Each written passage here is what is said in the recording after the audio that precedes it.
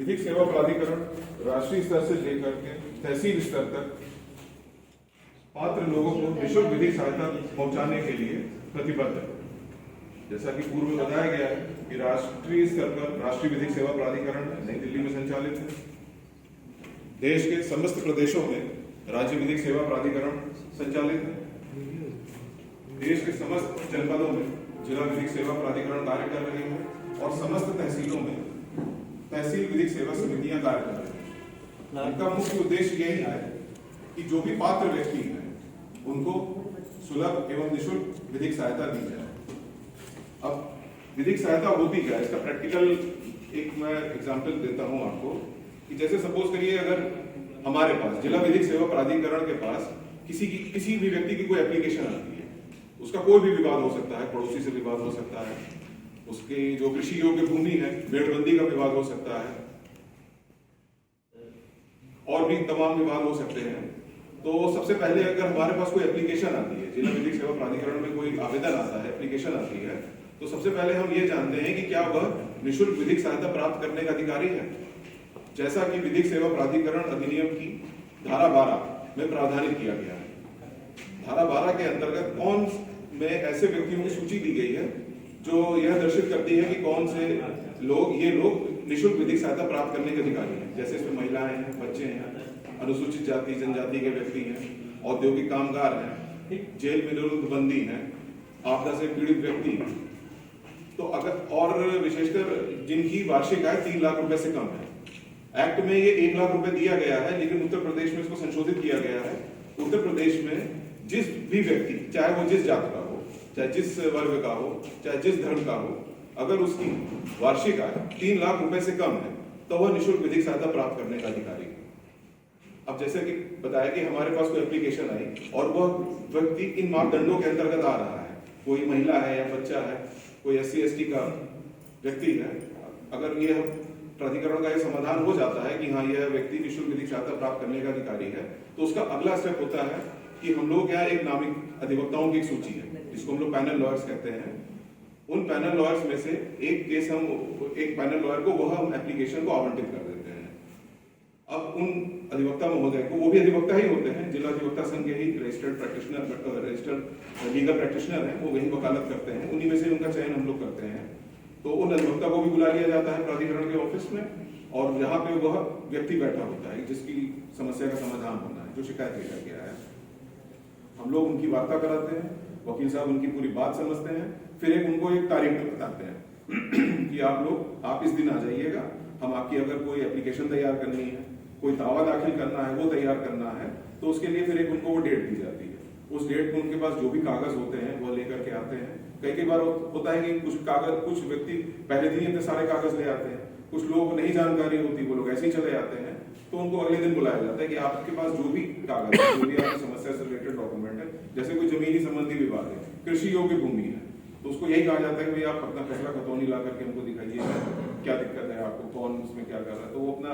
जैसे खसरा खतौनी लेकर के आया, खसरा खतौनी में उसका नाम चढ़ा है या नहीं भी चढ़ा है, या ये कई बार ये समस्या होती है कि हमारा नाम छोड़ दिया गया है तहसीलदार साहब ने पाका 11 करते वक्त म्यूटेशन की कार्रवाई के अंतर्गत, तो उस संदर्भ में फिर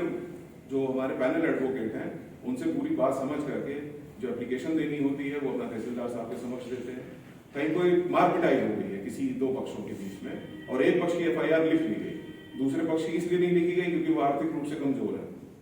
वो हमारे पास आया प्राधिकरण में,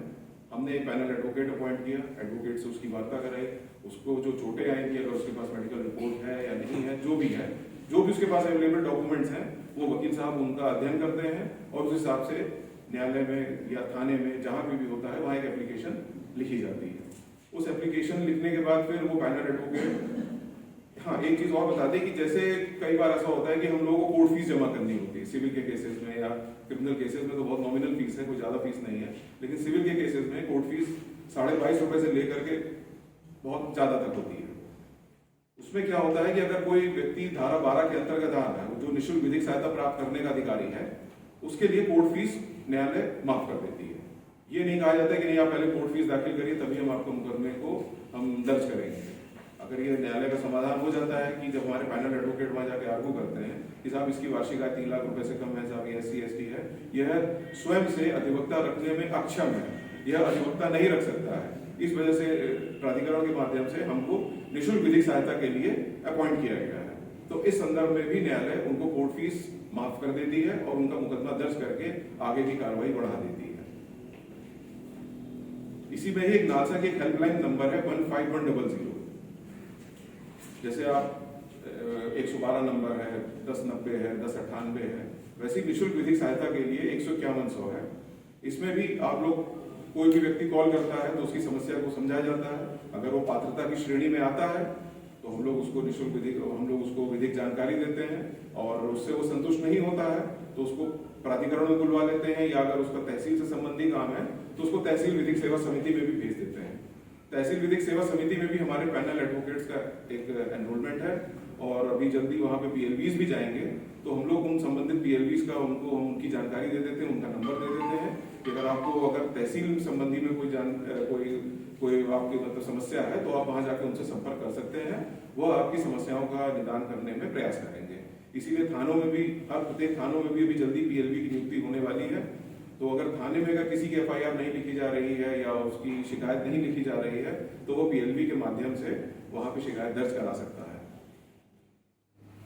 इसी कड़ी में जैसे पूर्व में वक्ताओं ने लोक अदालत के बारे में बताया था कि लोक अदालत में पक्षकार अपने आपसी सौहार्दपूर्ण वातावरण में सुलह के माध्यम से अपना मुकदमा निस्तारित कर लेते हैं। इसी क्रम में जिला विधिक सेवा प्राधिकरण में एक मध्यस्थता केंद्र भी स्थापित है। यहाँ क्या होता है कि यहाँ यदि कोई मुकदमा न्यायालय में चल रहा है और न्यायालय के पीठासीन अधिकारी का यह समाधान हो जाता है कि हाँ, इनके बीच में सुलह की संभावना बहुत थोड़ी सी विद्यमान है,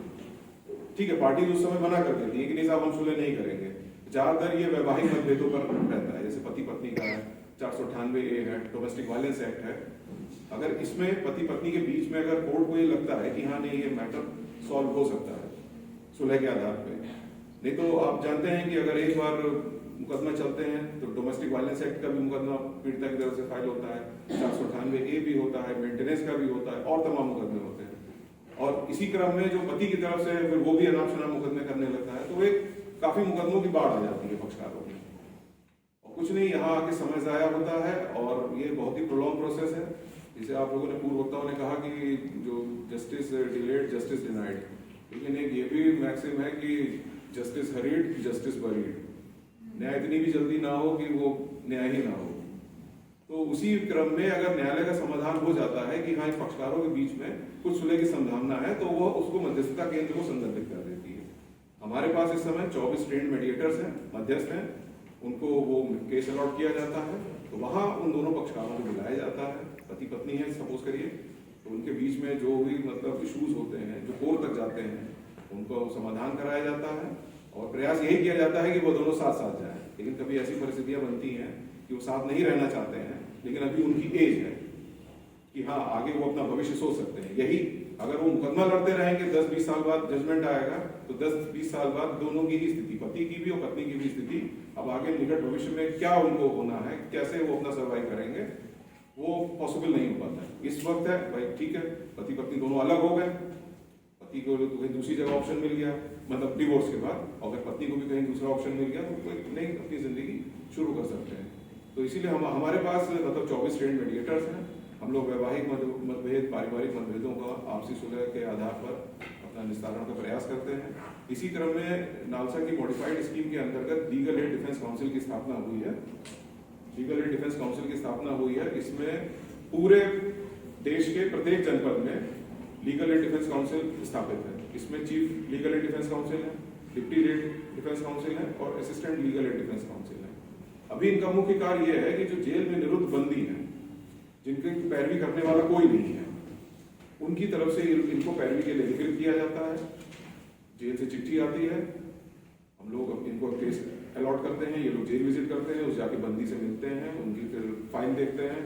जमानत आवेदन तैयार करते हैं, उनकी जमानत पर आदेश कोर्ट से करवाते हैं, अलाउ होते हैं तो ठीक, खारिज हो गई फिर ऊपर सेशन में डालते हैं। तो मुख्य तौर पे इस वक्त विधिक सेवा, जिला विधिक सेवा प्राधिकरण में यह सब मतलब विधिक सेवा के अंतर्गत ये सब कार्रवाई की जा रही है। और आप सभी अवगत हैं कि 26/11 को नेशनल लॉ डे बनाया जाता है।